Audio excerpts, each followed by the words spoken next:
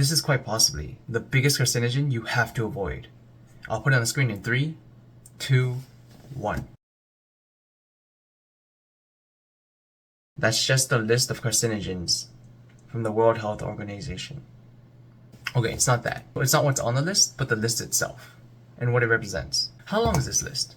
Let's see, so there's 4 groups, and there's a total of 546 things on the group of possible carcinogens, and then 500 that are unsure. So a total of 1,046 items on this list of things that you should just avoid entirely.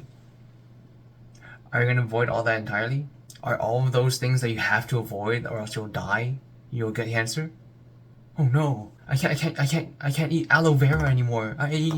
My lotion had aloe vera. When was the last time you saw a news article that said, eliminate this from your diet immediately, or 10 worst things to ever eat or ingest, or stop doing this now? All these attention-seeking, like fear-mongering stress inducers that are just there to be clickbait, and they're just using this list as kind of a reference. And some of you might have joked, this list is so long, lol, I might as well just be a plant, just photosynthesize.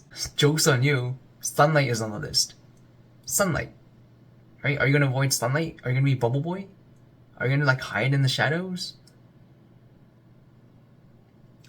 Okay, well then what can I do? Do I just eat nothing? Do I just sit there and wither and die? Well, I mean, according to this list, probably. Okay, so this is where, let me describe what cancer is, right? Cancer is either, so this is just from my like high school class, right? So this is like super high level overview. Cancer is basically either a mistake occurs in creating a cell, right? Either from your body or from an outside source, right? So that could be maybe your body just messed up and it changed the what's the protein called? Thymine,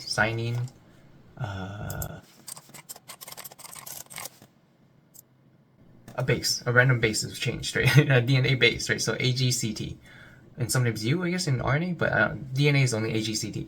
So either something from outside your body altered your DNA. So let's say like sunlight, some UV rays, maybe like a radioactive blow, maybe you live near like Chernobyl or something like that, and then that radioactivity altered or mutated your DNA, and then that's what created the cancer cell. Or what happens is your body makes mistakes all the time, right? It's not perfect, but then there is a proof checking process. So like let's say it creates a cell, right? And then in the creation of that cell, your body checks through every single, like all the DNA, right? And it says, okay, that's a mistake, change it back, that's a mistake, change it back, that's a mistake, change it back, right? And it catches those mistakes. If your body misses one, well, first of all, if your body misses one of those mutations, most of your DNA is actually junk, right?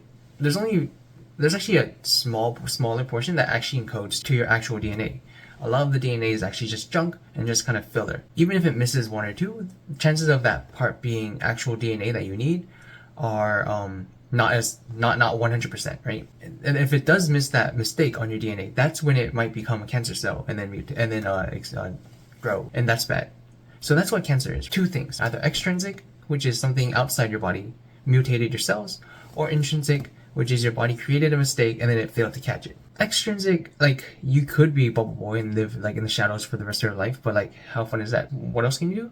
You can boost the intrinsic, right? You can either make fewer mistakes, or you can boost your ability to catch those mistakes. And what's the best way to do this? Think about it like this, right? If you're writing a story, if you're less stressed, if you're eating an overall balanced diet, you're well rested, you're not stressed, you're not sick, that means you're more likely to make fewer mistakes, right?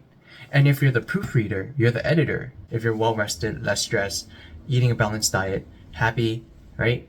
Not depressed, you're also more likely to catch those mistakes. So what does that mean?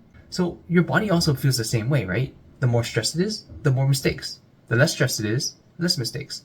So in all this fear mongering and all these like BS like news articles telling you can't eat this, you can't eat that, limit this, you're screwed because you ate that one day. Isn't that just increasing your stress? Maybe your diet is so limited because of these articles and these lists that you're not eating a balanced diet. You're losing sleep because you keep thinking about that Diet Coke you drank, which had that fake sugar, which is apparently, according to the WHO, a possible carcinogen, and you're stressed. And there's all these news articles that are just bombarding you with like, you're fucked, you're screwed, you're like, you have no hope. Like, I think, I mean, just back to the basics, right? Keep it simple. Sleep more, eat a well-balanced diet, don't stress too much about like the small things, and even the big things. Like, it happened, so just accept it and like keep moving, right?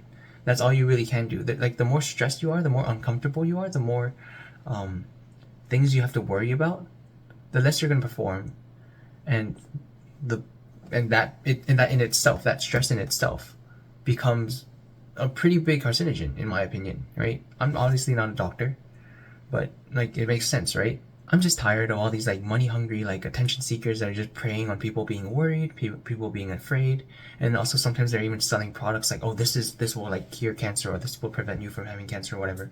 Like, yeah, you could say like maybe the WHO, the group 1, which is like obviously carcinogens, right? Like that would be like, maybe it's like uranium, like radioactivity, UV rays, like prolonged exposure to UV rays, right? Alcohol is alcohol, right? Cigarettes, like those things you should probably avoid. But like, being worried that, oh, they added this to a possible carcinogen to humans, like, where does it stop? I'm not discrediting the World Health Organization. It's more so the articles that are like using this list that the WHO compiled to kind of scare everyone. And I just want to put it out there that like, stress is equally as big of a carcinogen as more things on that list than you think. So rather than stressing too much over it, like, obviously, like, hopefully you're not eating radioactive like kidney beans every day, but like, just do your best to get like more, I guess, whole foods, less processed foods. Like, you know what more or less healthy is, right? Like, less processed, more natural. Like, just like, have a well-balanced diet, sleep more, and you should be fine, right? No stress. That's all I wanted to say. Have a good one. Bye bye.